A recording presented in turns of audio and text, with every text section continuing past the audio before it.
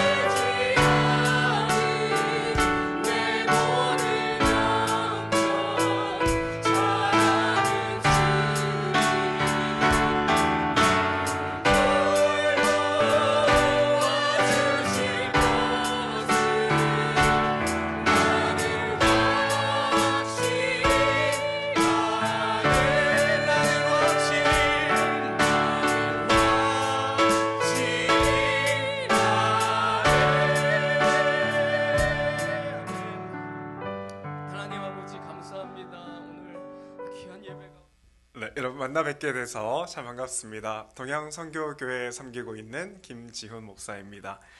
오늘 캘리포니아 프리스티지 대학교 와서 함께 챕을 섬길 수 있어서 너무 감사합니다. 특히 이상명 총장님과 CPO에 계시는 우리 학우님들 보니까 온라인으로도 굉장히 많이 참석을 하시네요. 네, 온라인에서 함께 예배를 드리는 여러분 참 반갑습니다. 바라기 오늘 말씀을 통해서 하나님께서 우리에게 예비하신 큰 은혜 주시기를 간절히 바라봅니다. 오늘 나눌 말씀은 우리가 잘 알고 있는 말씀입니다. 예수님께서 수가상에 살던 한 사마리아 여인을 만나시는 말씀이지요. 근데 여러분, 우리가 이 사마리아 여인을 볼 때면 먼저 떠오르는 생각이 있는데 그것은 이 여인은 음란한 여인이라는 생각입니다. 왜냐하면 본문을 볼 때 우리 눈에 가장 먼저 들어오는 것이 예수님께서 18절에 하신 그 말씀일 텐데요. 너에게 남편 5이 있었고 지금 있는 자도 내 남편이 아니니. 이 사마리아 여인에게는 5명의 전 남편이 있었고 또 지금 남편도 너의 남편이 아니다 라는 이 말 때문에 우리는 이 여인이 틀림없이 이 남자 저 남자 기웃거리던 음란한 여자였을 것이다. 혹은 창녀짓을 하고 있는 여자다라고 그렇게 굳게 믿지요. 하지만 여러분, 이 여인이 우리가 생각하는 것처럼 정말 음란한 여자이거나 창녀였을까 하는 것에는 두 가지 의문점이 있는데요. 첫째는 이것입니다. 여러분, 이 사마리아 여인은 예수님을 그리스도로 영접한 후에 자기가 사는 동네에 들어갑니다. 그리고 그 동네 사람들에게 내가 그리스도를 만났다, 내가 하나님께서 보내신 메시아를 만났다라고 말하는데, 그러자 이 말에 동네 사람들이 나와서 다 예수님을 믿기 시작합니다. 본문 39절에 보면 여자의 말이 내가 행한 모든 것을 그가 내게 말하였다 증언하므로 그 동네 중에 많은 사마리아인이 예수를 믿는지라. 이 말씀에처럼 이 여인이 했던 말 때문에 이 동네 많은 사람들이 예수님을 그리스도로 믿게 되었지요. 그러면 의문이 드는 것이, 여러분, 이 여인이 우리가 생각하는 것처럼 부도덕한 여자이고 또 음란한 여자였다면 그런 여자가 무슨 말을 했다고 해서 마을 사람들이 이 여인의 말을 귀담아 들을까요? 정말 이 여인이 음란한 여자라서 이 남자 저 남자 기웃거리는 음란한 여자였다면, 그런 여자가 동네 사람들에게 여러분 내가 메시아를 만났어요, 내가 그리스도를 만났어요 라고 말을 한다면 우리 같으면 이 말을 듣고 예수를 믿을 수 있을까? 아니죠. 아마 모르긴 해도 우리 같으면 그랬을 겁니다. 네, 너나 잘하세요 라고 얘기를 했을 겁니다. 두 번째 이상한 것은 이것입니다. 여러분, 만일 이 사마리아 여인이 음란한 여인이라면 예수님은 이 여인의 죄에 대해서 분명하게 지적하셨을 것입니다. 예를 들어서 오늘 본문 뒤에 요한복음 8장을 보면 간음하다가 현장에서 잡힌 그 간음한 여인에 대한 이야기가 나오는데요. 바리새인들이 외간 남자와 간음했던 그 여자를 현장에서 잡아와서 돌로 치려하니까 예수님은 너희 중에 죄 없는 자가 돌로 여자를 치라 하면서 이 여인을 보호해 주십니다. 그런데 여러분, 이때 주님은 그럼에도 이 여인에게 엄중한 한마디를 그에게 남기시는데 그것은 죄에 대한 지적입니다. 요한복음 8장 11절에 보면 예수께서 이르시되 가서 다시는 죄를 범하지 말라 하시니. 예수님은 이 여인의 죄를 정확하게 지적하셨는데요. 왜냐하면 죄는 한 사람의 인격과 생각 그리고 인생 전체를 파괴하는 것이기 때문에 주님은 이 여인의 죄를 정확하게 짚어내심으로 다시는 그 죄의 올무에 걸려서 빠지지 않게 하기 위함이지요. 그렇게 만일 오늘 본문의 이 사마리아 여인이 우리가 오해하는 것처럼 창녀이고 음란한 죄가 있다면 예수님은 분명히 이 여인의 죄에 대해서 정확하게 지적하셨을 건데, 그런데 오늘 본문에 보면 주님은 이 여인의 어떤 죄에 대해서도 언급하지 않으셨다는 겁니다. 자, 그렇다면 여러분, 이 여인이 장렬하고 오해하게 하는 부분, 이 여인에게 5 남편이 있었고 지금 남자도 네 남편이 아니다 라는 이 말을 우리는 어떻게 이해할 수 있을까요? 여러분도 아시는 것처럼 예수님이 이 여인을 만나고 계시는 이곳은 사마리아 지역입니다. 이 사마리아 땅은 예로부터 전쟁이 끊이지 않는 곳으로 마치 중동의 화약고와 같은 곳이 이곳 사마리아 땅이었죠. 특별히 이 사마리아 지역은 당시 행정구역상으로 무깃도라는 구역에 속해 있었는데요. 그런데 이 무깃돌은 그 지형이 다른 지형에 비해서 살짝 높은 곳에 있기 때문에 히브리어로 언덕을 뜻하는 할이라는 단어를 앞에 붙여서 이것을 할무깃도라고 불렀습니다. 그리고 이 할무깃도를 발음할 때 이 당시 사람들은 알마겟돈이라고, 할무깃도를 알마겟돈이라고 발음을 했지요. 그래서 요한계시록 16장에도 보면 히브리어로 아마겟돈이라 하는 곳으로 왕들을 모으더라, 이 말씀에서처럼 제국의 수많은 왕들이 모여들어서 전쟁이 끊이지 않았던 곳, 그리고 혼란과 전쟁이 많았던 곳이 바로 이 아마겟돈, 바로 할무깃도인데요. 그런데 이 할무깃도가 바로 사마리아 지역에 속해 있었습니다. 그래서 여러분, 이 사마리아 땅에는 큰 전쟁이 자주 일어났고 때문에 피폐함과 죽음이 끊이지 않는 곳이 이 사마리아 땅이었고요. 특별히 전쟁이 일어난 그 후에는 시체 처리가 제대로 되지 않아서 질병이 크게 유행했었다고 합니다.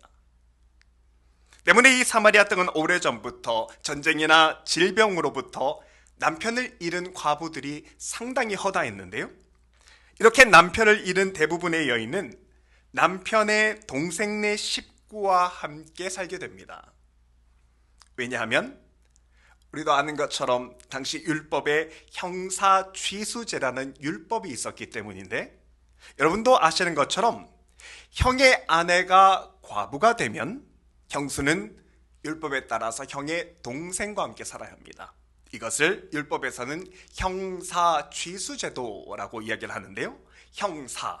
형이 죽은 후에 취수, 동생이 형수를 지내서 동생과 형수가 일정 기간 동안 부부가 되는 것이죠. 그래서 남편이 죽은 후에 아내는 동생네 집에 들어가서 살아야 했고요. 이후에 자식이 생긴 후에야 그 다음에 시동생에게서 분가할 수 있었습니다.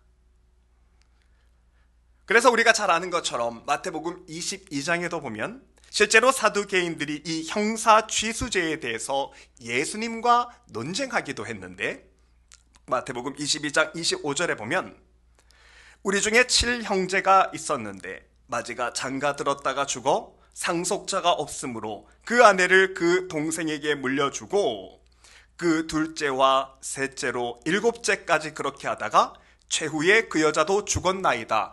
요 구절이 나오는데요. 이런 것이죠. 7 형제 중에 첫째 형이 죽으니까 과부가 된 첫째 형의 아내가 둘째 동생과 같이 살게 됩니다. 그런데 얼마 지나지 않아 둘째도 죽어서 첫째 형의 아내는 셋째 동생과도 함께 살게 되지요.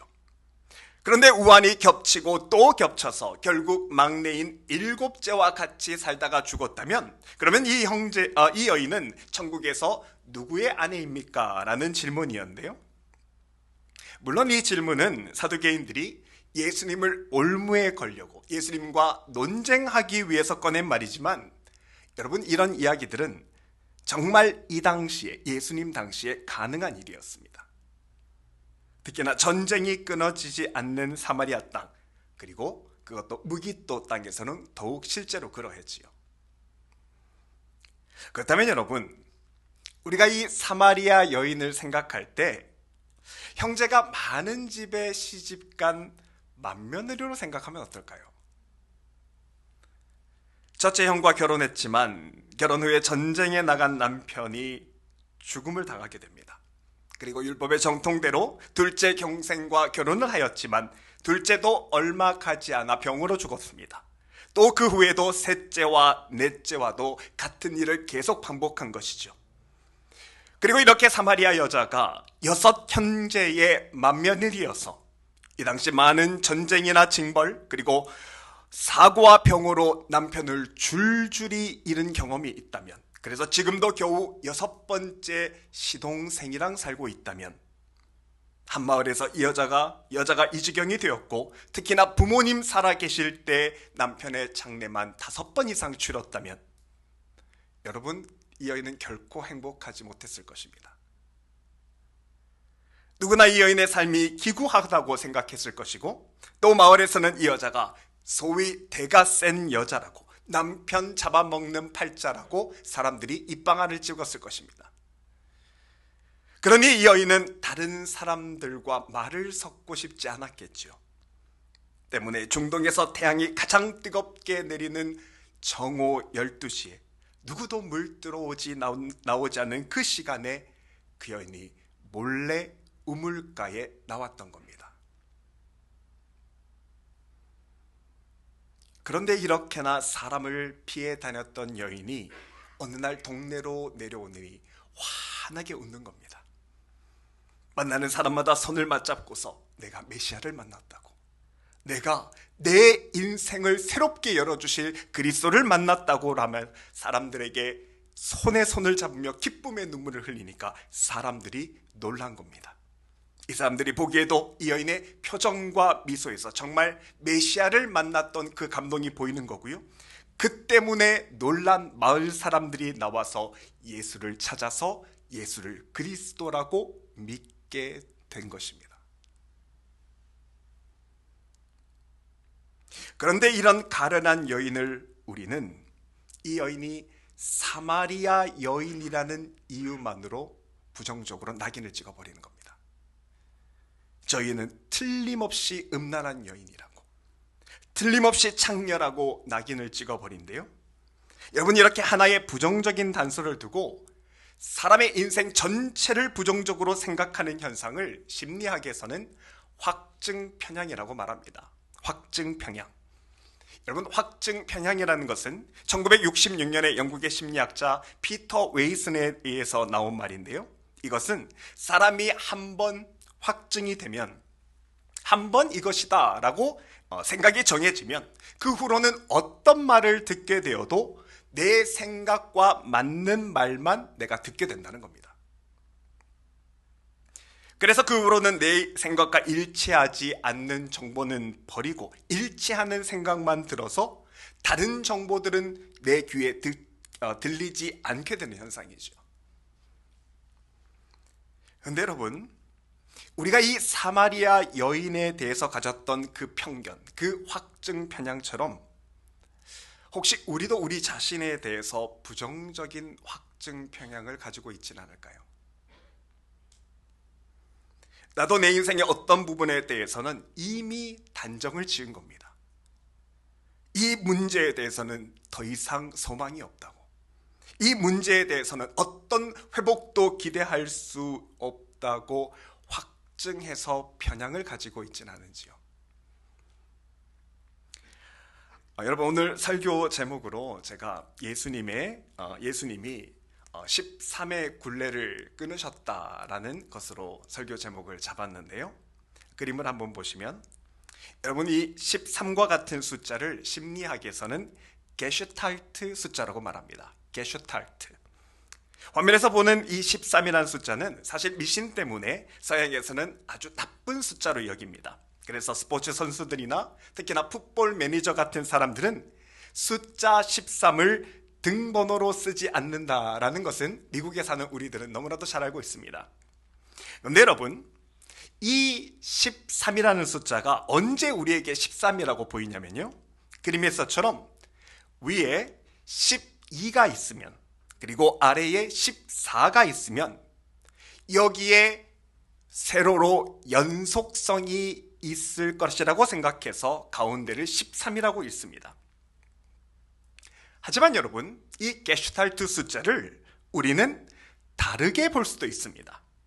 12, 13, 14로 연속되는 숫자가 아니라 다음 화면 한번 보여주시면 이렇게도 볼 수 있는데요. 그러면 이제는 13이 아니라 알파벳 B로 보입니다. 그러면 이제까지의 12, 13, 14로 이어지는 그 영속성은 완전히 끊어지고 새로운 글자의 A, B, C, D가 나오는 겁니다. 여러분, 이게 말해주는 것이 무엇이냐면 사람이 자신의 인생을 생각할 때 이런 연속성이 있다고 생각을 하는 겁니다. 연속성.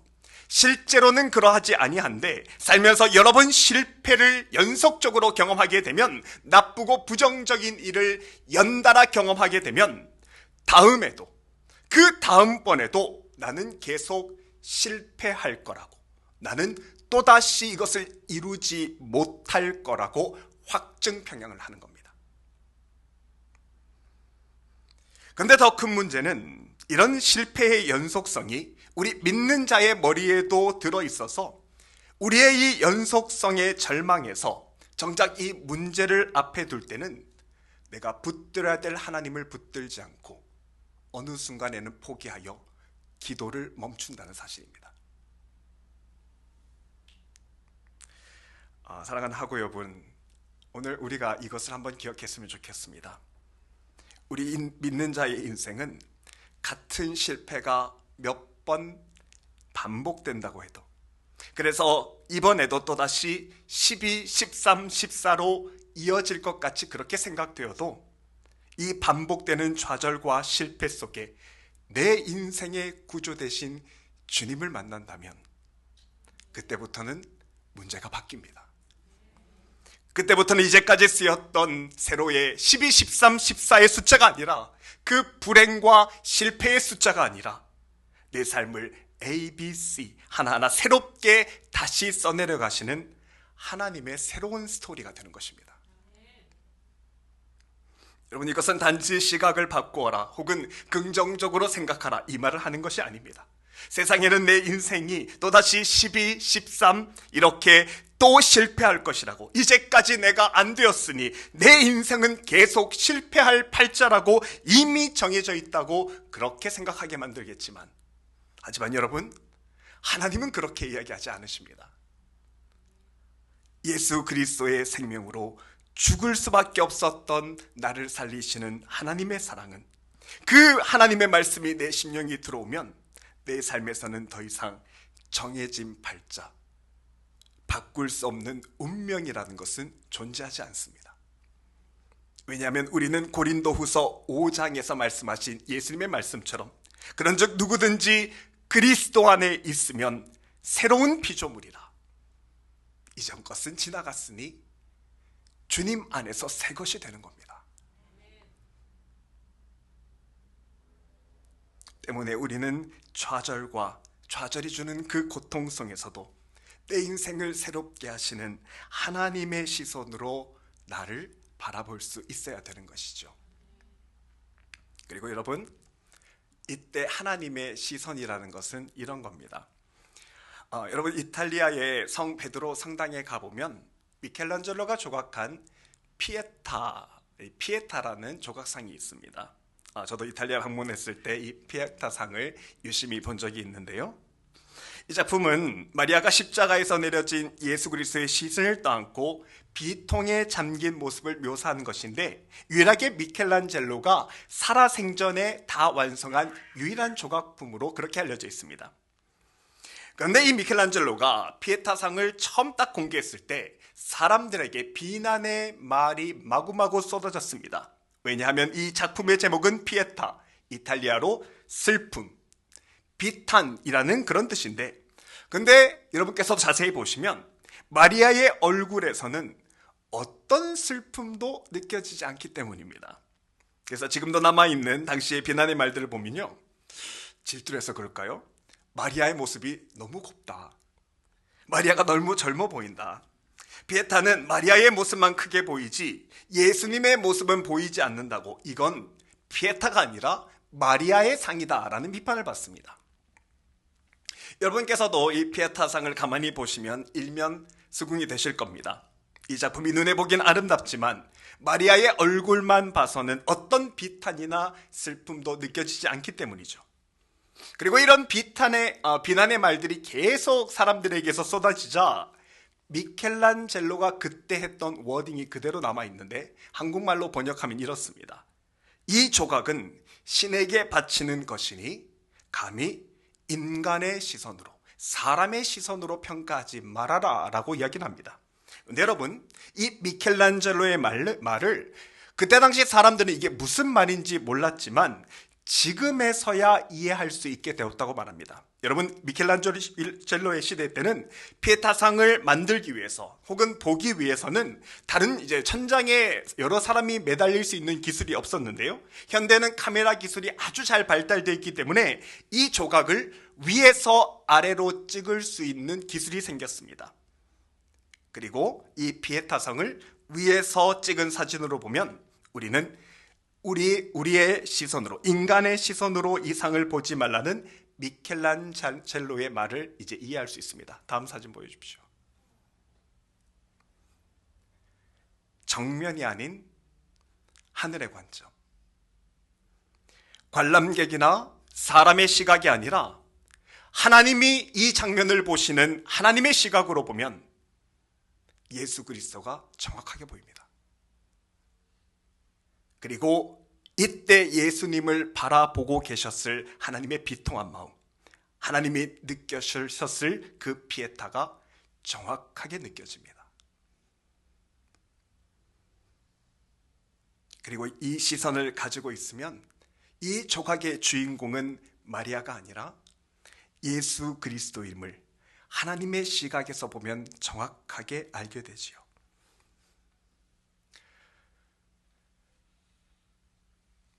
사랑하는 여러분, 이 시선은 우리에게도 마찬가지입니다. 하나님의 시선으로 보면 하나님께는 우리 안에 있는 예수 그리스도가 정확하게 보이십니다. 사람의 시선으로는 아무리 봐도 내 삶에 희망이 없는 것 같고 또 실패하고 또 죄를 반복하는 절망적인 인간의 모습밖에 보이지 않지만 하나님의 눈에는, 하나님의 시선에는 우리 안에 두신 예수 그리스도, 하나님께서 자기 아들의 생명을 내주시어 내 안에 다시 살게 하신 예수 그리스도의 회복과 생명이 분명히 보이는 것입니다. 그러니 여러분, 절대로 내 삶을 내 시선, 세상의 시선, 인간의 시선으로 바라보지 마시길 바랍니다. 감히 사람의 시선으로 내 인간적인 잣대로 내 생명과 삶을 함부로 평가하거나 좌절하여 포기하지 마시기 바랍니다. 하나님께서 외아들을 주어 우리에게 주신 예수 그리스도의 생명이, 그 사랑이 우리 안에 있습니다. 그래서 에스겔서 16장에서 하나님은 이렇게 말씀하셨습니다. 너는 피투성이라도 살아있으라. 다시 이르기를, 너는 피투성이라도 살아있으라. 왜냐하면 우리는 우리 자신에게 소망이 있는 자가 아니라 내 안에 예수 그리스도께서 계시기 때문에 소망이 있는 것입니다. 무엇보다도 나는 나를 죽기까지 사랑하시는 내 주님 손 안에 붙들려 있으니 이 주님을 온전히 의지하여 붙들 때에 우리는 주님 손에서 다시 살아나는 겁니다. 그리고 이 주님 사랑 안에 있으면 여러분 괜찮은 겁니다. 여러분, 우리가 오늘도 이제 수업하러 가시거나 다니실 때 물통 하나 들고 다니시잖아요. 그 물통 한 2불 정도 하나요? 네, 비싼 건 에비앙은 뭐 3불 정도도 하더라고요. 근데 여러분, 그런 물통이 100불이면 사시겠습니까? 안 삽니다. 왜냐하면 그 가치가 없으니까, 바가지니까. 그러면 여러분, 우리 인생을 살리기 위해서, 내 생명을 살리기 위해서 하나님이 자기 독생자를 주셨다면 다른 사람들은 뭐라 하건 간에, 세상은 뭐라 하던 간에 내 인생의 가치는 예수 그리스도의 생명의 가치라는 것 기억하시기 바랍니다. 사랑하는 여러분, 우리가 주님께 소망을 두며 오늘 우리에게 주신 말씀 한 주간 잘 기억할 수 있기를 바랍니다. 그리고 주님이 나를 보는 그 시선으로 나를 보며 내 안에 주신 하나님의 부르심과 우리를 목회자로 부르신 그 소명을 따라 이 길을 주님의 시선으로 바라보고 주님의 시각으로 바라보며 나아가길, 그리고 그런 모두가 되기를 주님의 이름으로 축복합니다. 네, 함께 기도하겠습니다.